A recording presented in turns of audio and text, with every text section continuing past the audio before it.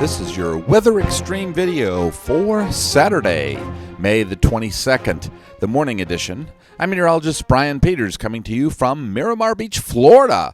And it is beautiful down here this morning, a little humid as the beach usually is. But let's get right into the surface map this morning. And here's a look at our surface map, kind of a convoluted pattern they've drawn in here. But I think it's more dominated by the various pressure patterns and also the boundaries that we saw from the thunderstorms yesterday that helped to create a very active Friday across central Alabama.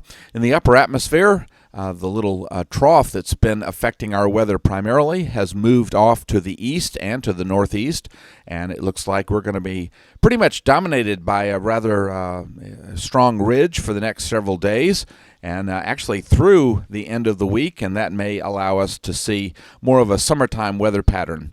Temperatures across the vast United States are rather mild, as you see 60s all the way up into the South Dakota area and all the way up into New York. So a lot of very warm temperatures this morning. Looking a little bit closer to home in central Alabama, we're generally in the 60s also, with temperatures ranging from about 61 at Gadsden to 69 at Birmingham at this particular hour. And radar certainly a lot less active this morning than it was yesterday. And boy, yesterday was a very, very active Friday across central Alabama with a number of severe thunderstorm warnings and a lot of damage reports, and along with that, the possibility, there may have been a tornado or two. All right, the QPF-wise, it looks like our rain is going to be primarily in the form of scattered showers over the next week or so, and so this is the 5-day forecast, and it looks like not very much in the way of rain, and those scattered showers won't hit too many spots, so it looks like we won't see a great deal of rain. The Storm Prediction Center outlooking an area in the Carolinas today for a slight risk of severe weather, as well as a large area of covering most of the Dakotas, parts of Nebraska, and a good deal of Minnesota as well. On day 2, which would actually be Sunday into Monday, it looks like the possibility we might see some marginally severe weather along the Carolinas, and then there's a large area extending from about Amarillo in the Texas Panhandle across Kansas, Nebraska, and Iowa up into Wisconsin. And we're getting close to the start of tropical season, and the Hurricane Center is actually watching a little bit of a low that might develop. We'll see. It's certainly struggling as we get near our tropical start to our 2010 tropical storm season. All right, this is the 06E GFS model run, and here is our map for today. And I think I somehow think the GFS is just overdoing the large area of rain there for the southeastern U.S. I think probably over in Georgia and up into the Carolinas, that's probably a good forecast. By Sunday, it looks like the little trough has kind of cut off from the flow and is heading down into the mid-Atlantic states. But in the meantime, the ridge is beginning to build across the lower Mississippi River Valley and across Alabama, and that should keep us dry on Sunday, and I think dry again on Monday.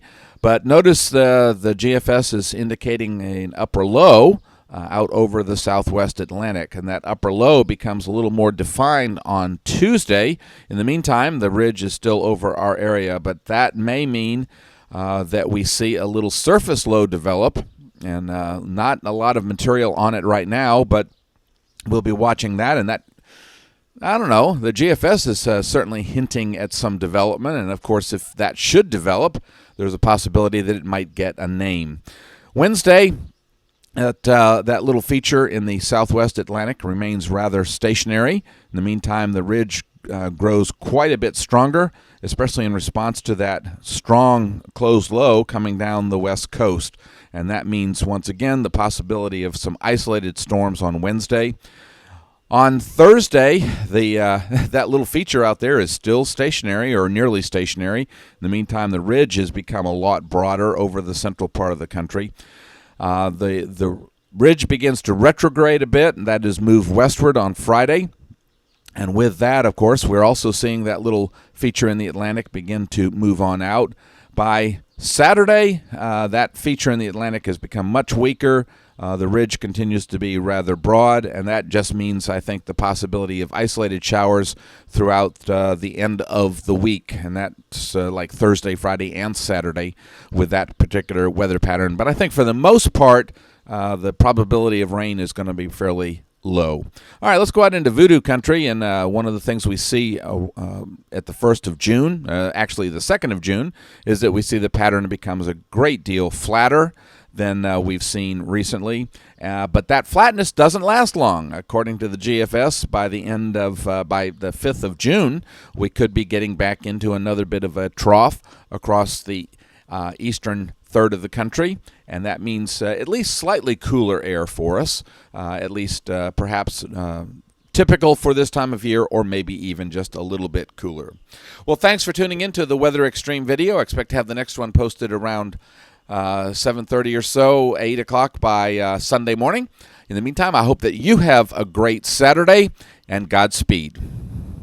Each day there are new stories to tell about the people who live here and the place we call home. All of the faces that I see, all of the places close to me, they're all part of all the best things about home.